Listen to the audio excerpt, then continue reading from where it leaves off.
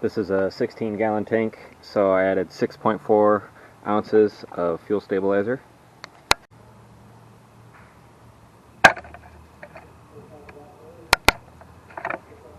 Connect a garden hose and run it to get the fuel stabilizer through the system.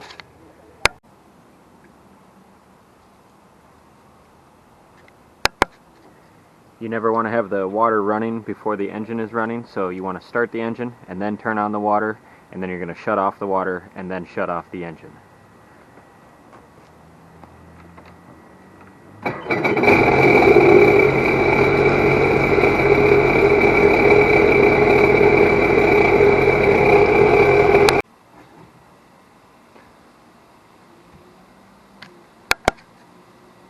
Push your suction tube down to the bottom of the dipstick into the crankcase. You can feel there's a screen at the bottom of this one, so you don't want to push too hard and bend that screen out of shape. Just hit the screen, hook up your other connection.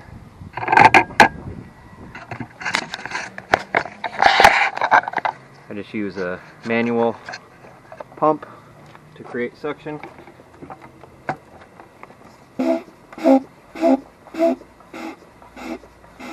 So you start drawing the oil up. Now you got to make sure the oil is nice and warm before you do this. If you try to suck thick oil through there, it will take forever.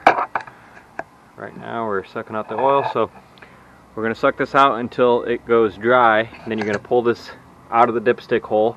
You're going to crank over the engine, holding it wide open, and that'll kill the ignition system, and that'll circulate more oil to dump through the oil filter and down into the crankcase. You're going to repeat that until you stop sucking oil out of the crankcase, and then you can go ahead and crack open the oil filter cap, and I'll actually stick the sucker down in there and suck as much out of there as I can, crank over the engine until you get as much oil out of this engine as you can.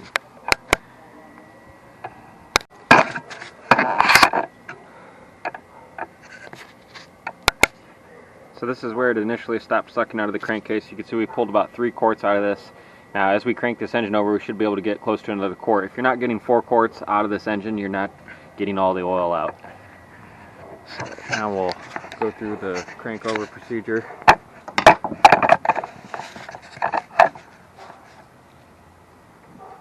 So I pulled this up so it's just barely resting in there, so it's not down in the crankcase. Hold the throttle wide open.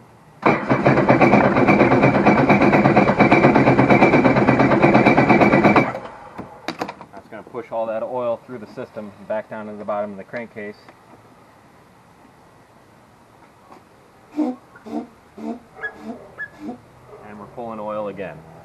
So you're going to repeat that until you can't get any more oil out, and then I'm going to open up the oil filter cavity, and I'm going to do the same thing. I'm going to stick my sucker down in there, and I'm going to suck as much oil out as I can, crank the engine oil until I stop getting oil up in here, and then you've got pretty much all the oil out.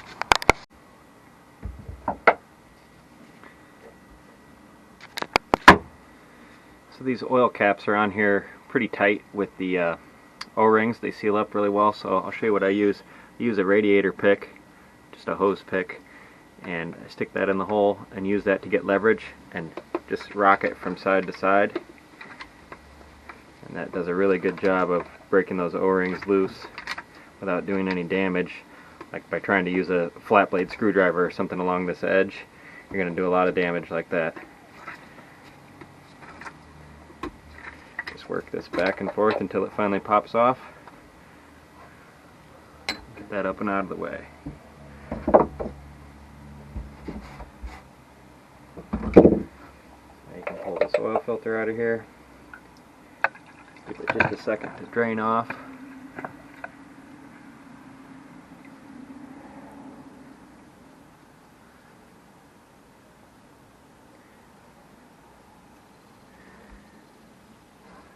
I'll just grab that with a rag, and you can see there's quite a bit of oil down in there that we still have left to suck out.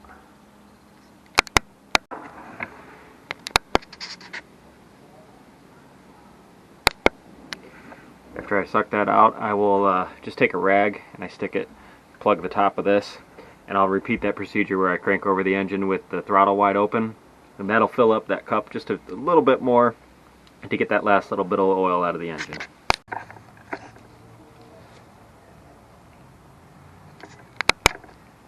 Alright, you can see after cranking that over, we got well over another quart out of there. So we've got our 4 quarts. These are roughly a quart. This is basically, I know I got at least the 4 quarts out of it. So I know I'm doing my job when I got all that out of it. Now you want to go ahead and replace your O-rings for the cap. Replace your O-ring on the screw and put a new oil filter in, and then go ahead and fill it up with oil and then run it to set the level.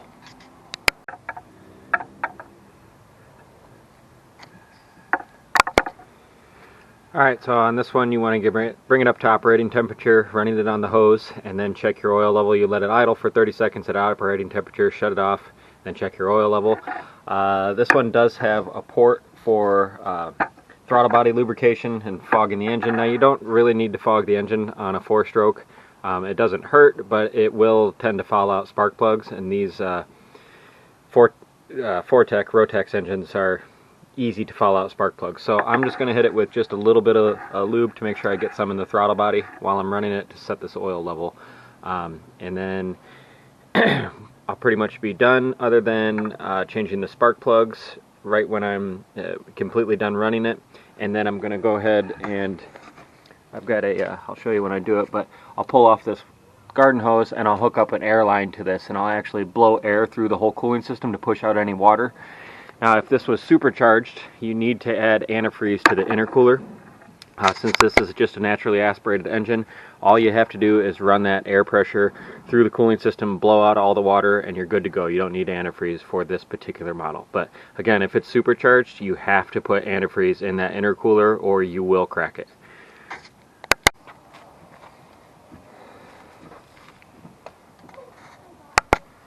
Alright, now that we got the oil changed and the spark plugs changed and the fuel stabilizer run through the system, right here, I don't know if you can see, is this tube sticking out is where the garden hose threads into to run it on the hose.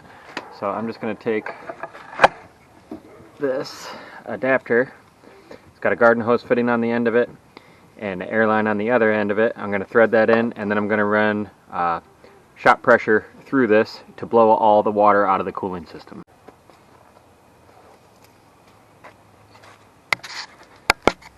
Alright, so we're all hooked up here, so now I'm just going to open up the valve and give the air pressure to the cooling system.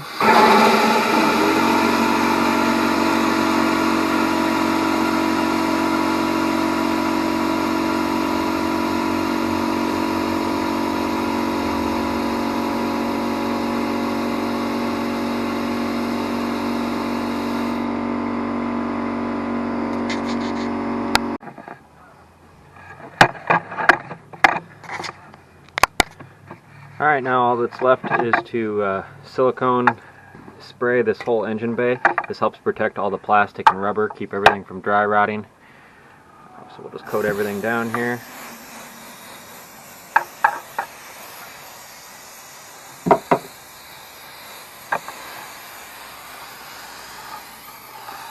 Make sure you cover all the rubber.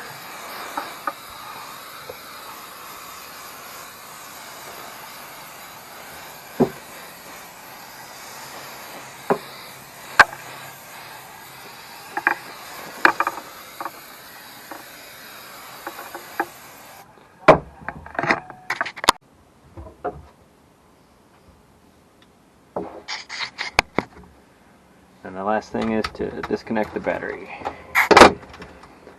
I like to pull the batteries all the way out and bring them into a warm spot, like inside the house somewhere, and keep them on a trickle charger all winter long.